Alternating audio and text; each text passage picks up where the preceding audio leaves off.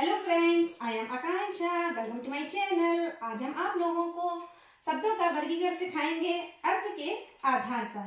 तो आइए सीखते हैं। अर्थ के आधार पर शब्दों के भेद दो प्रकार से होते हैं। तो हम पहला तरीका समझते हैं।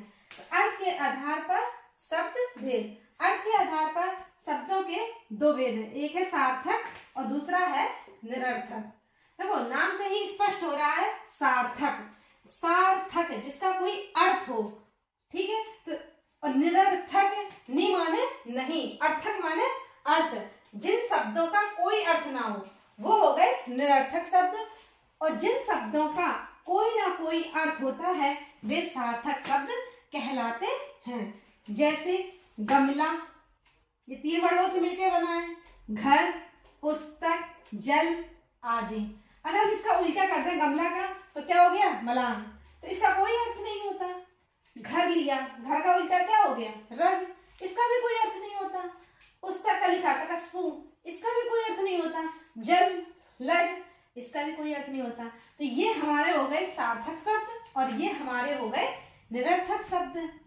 अब अर्थ के आधार पर शब्द के भेद। अर्थ के आधार पर दो भेद होते हैं, एकार्थी शब्द और अनेकार्थी शब्द। एक इस तरीके से होते हैं और एक इस तरीके से होते हैं। तो पहला हो गया एकार्थी शब्द, दूसरा हो गया अनेकार्थी शब्द। अब देखिए नाम से ही स्पष्ट हो रहा, एक धन अर्थी। अगर हम इसका संधि विच्छेद करें तो एकार्थी का संधि विच्छेद क्या हो गया? एक धन अर्थी।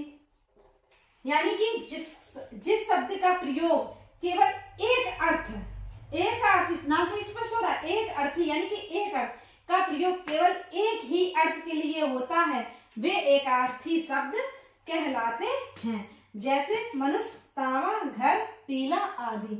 अब अनेकार्थी, नाम से स्पष्ट हो रहा है अनेक धन अर्थी। अगर इसका हम संधि विच्छेद करें अनेक धन अर्थी, दीर्घ स्वर संधि, तो अनेकार्थ इसका करें अनेक धन अर्थी, यानी कि क्या बन गई?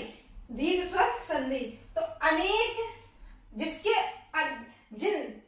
अनेक अर्थ शब्द, जिस शब्द के एक से अधिक, अनेक का मतलब क्या हो गया? एक से अधिक अर्थ होते हैं उसे हम अनेकार्थी शब्द कहते हैं। जैसे पत्र, पत्र का क्या हो गया? पत्ता और चिट्ठी।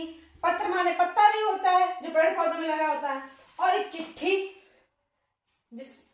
और एक द्विज, द्विज माने होता है ब्राह्मण और द्विज माने होता है पक्षी। इस तरीके से हम शब्दों का वर्गीकरण अर्थ के आधार पर समझ